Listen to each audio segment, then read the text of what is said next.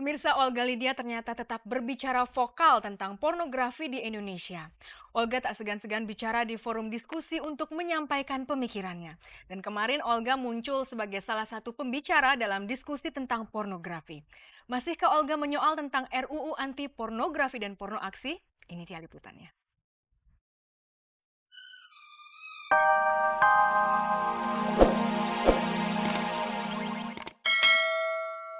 Desa Pleret, Bantul.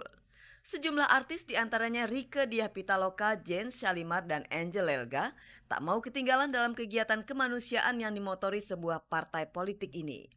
Sudah sebulan lebih gempa berlalu, namun warga Bantul belum sepenuhnya mendapatkan bantuan. Seperti yang diamati sendiri oleh Rieke Diah Pitaloka. Ya misalnya kayak gini aja untuk rehabilitasi rumah misalnya gitu. Ada janji, ada yang akan memberikan uang segini-segini untuk perbaikan gitu. Tapi realisasinya ternyata belum ada gitu sampai sekarang. Sumbangan berupa alat sholat dan bahan pakaian diberikan pada warga Bantul. Para artis dan rombongan juga menilik sebuah sanggar kegiatan belajar dan bermain yang baru diresmikan. Dan anak-anak harus tertampung untuk bisa sekolah gitu kan.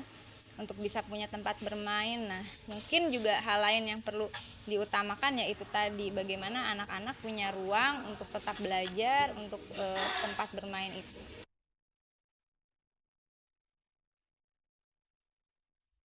Pemirsa, Ariel ternyata masih dikuntit gosip miring seputar kedekatannya dengan Luna Maya.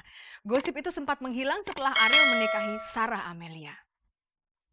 Nah, belum lama ini salah seorang kerabat Sarah mengungkapkan cerita mengejutkan bahwa Ariel masih suka berkencan dengan Luna Maya. Untuk lebih jelasnya, kita saksikan liputannya. Ini dia.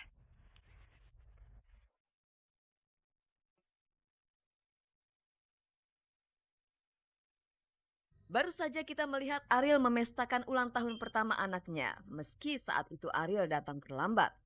Ariel juga bersiap memboyong sang anak dan istrinya ke rumah baru mereka yang cukup besar.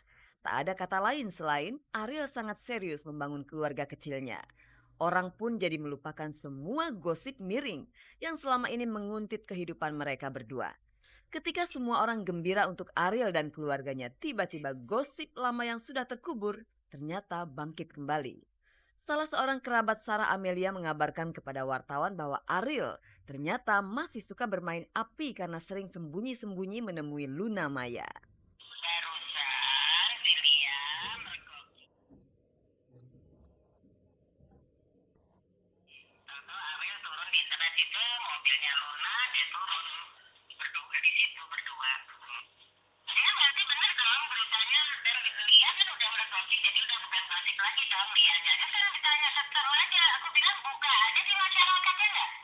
Benarkah Sarah Amelia memergoki sang suami berkencan dengan Luna Maya? Yang melegakan, Sarah masih tak kehilangan kepercayaan sedikit pun kepada suaminya. Ya emang udah ininya kan, udah hukumnya istri mesti percaya sama suami, bukan? Yang namanya artis itu selalu dekat dengan gosip, ya nggak? Ya udah selama itu gosip, dan suami saya bilang tidak, berarti tidak. Udah. Jawaban Sarah bertolak belakang dengan pernyataan yang disampaikan oleh salah seorang kerabatnya tadi. Sepertinya kepercayaan Sarah kepada sang suami tak gampang goyah. Iya kan nggak segampang itu kalau pacaran sih. Punya pacarnya leweng ya ngapain lagi gitu kan. Tapi kalau pernikahan mau apapun problem di dalamnya kan nggak bisa pergi begitu aja kan. Mesti kita cari, ada proses, mesti cari jalan keluar, mesti banyak lah, ada tahapan-tahapannya. Iya dong. Ya, memang kita komit ya, masa lalu ya udah, itu semua orang itu pernah berbuat salah, namanya juga manusia. Yang penting kan masa depannya gimana, kita bisa berubah nggak, kita bisa berjalan nggak. Kalau kita bisa ya alhamdulillah kan bagus. Kalau tak memegang komitmen, mungkin Sarah Amelia tak akan tahan dengan berbagai berita miring yang terus menghampiri suaminya. Sempat beredar kabar pula Ariel dan Sarah terlibat pertengkaran hebat seusai pesta ulang tahun anak mereka karena Ariel datang terlambat. Oh iya, iya. Kayaknya sih, apa namanya, nggak ada tuh. Mereka akur-akur aja itu kemarin nonton bola sama-sama, berdua. Ini lagi tidur berdua di kamar. Mau lihat dong, mau ke kamar, pergi deh ke kamar. Iya, mereka akur-akur kok, nggak ada apa-apa. Kita berharap tak ada apa-apa dengan rumah tangga Ariel dan Sarah. Ariel sendiri menegaskan meski hanya dengan sebuah kata singkat, rumah tangganya tak seseram yang dikhawatirkan orang. Tak ada niat sedikit pun darinya untuk menceraikan Sarah demi perempuan lain. Enggak. Nggak mungkin terlalu gila tuh kalau misalnya berani kita lihat. Kita cerai katanya, benar gak sih? Alhamdulillah itu sih, itu kan berkah namanya punya suami ganteng. Kenapa mesti risau? Disyukurin atuh. Alhamdulillah.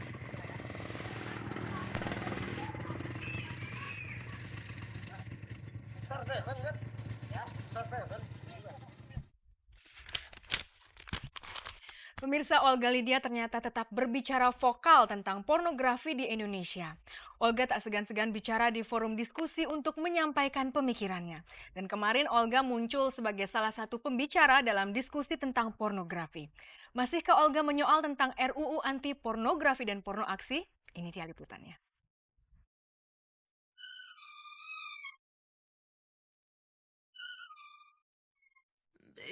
Porno? Waspadalah. Begitulah tema talk show yang diselenggarakan di Aula Gereja Santo Yosef Matraman, Jakarta kemarin. Bincang-bincang santai namun seru ini menghadirkan pembicara antara lain Kiai Haji Salahuddin Wahid, Ayu Utami, dan Olga Lydia serta Romo Beni Susetio.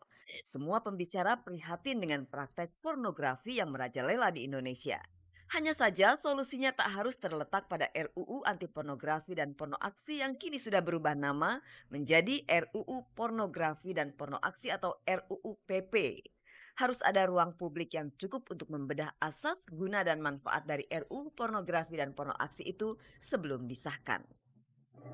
Ada draft-draft baru, katanya yang terakhir ada draft dari Kementerian Peranan Wanita, dan draft tersebut menurut saya paling masuk akal karena mengatur mengenai barang-barang pornografi tapi tidak menyentuh mengenai porno aksi dan hal-hal lain gitu. Namun sampai sejauh ini memang tidak jelas, tidak ada suatu informasi kepada kita sebagai masyarakat mengenai draft mana yang akan digunakan. Jangan ditentukan bahwa harus selesai tanggal sekian.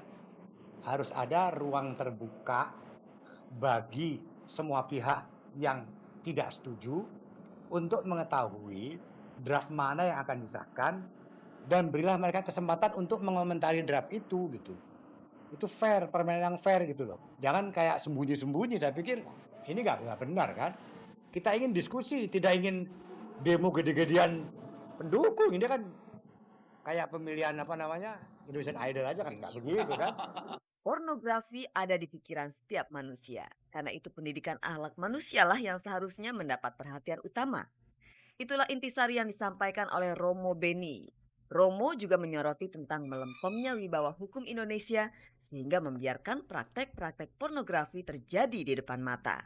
Semua orang justru sibuk mencari batasan pornografi sehingga lupa beraksi. Kalau kita mengatakan batasan itu kita susah membatasi.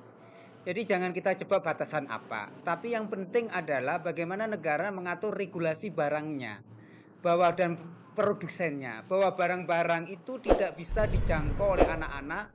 Dan kalau dijual itu di tempat yang khusus dikontrol oleh negara. Jadi persoalannya adalah bagaimana negara memberi perlindungan pada masyarakat khususnya kepada anak-anak dan kaum wanita dari perdagangan bebas seks. Dalam KUHP ada 24 pasal mengenai itu. Mengapa itu tidak digunakan? Sehingga sebenarnya kalau pelanggaran itu sudah jelas, mengapa nggak ditindak? Jadi persoalan kita adalah ketidakadaan wibawa hukum. Ketidakwibawaan hukum itu yang menyebabkan pornografi menyebar di Indonesia. Bahaya pornografi terbesar adalah pada anak-anak. Mereka begitu mudahnya mengakses hiburan berbau porno. Anehnya hal itu justru tak mendapatkan perhatian dalam draft RUU PP. Karena itu yang paling penting adalah bagaimana cara mendistribusikannya dengan baik. Dalam arti kepada anak-anak ini tidak boleh bisa dijangkau oleh mereka.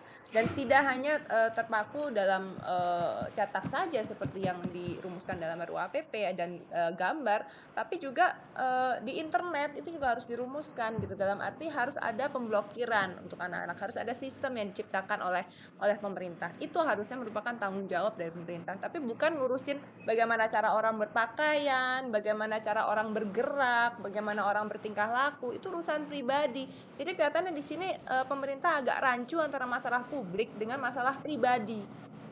Saya yakin pada akhirnya RUU ini akan direvisi habis-habisan dan lebih baik lagi RUU ini dihilangkan, nggak perlu.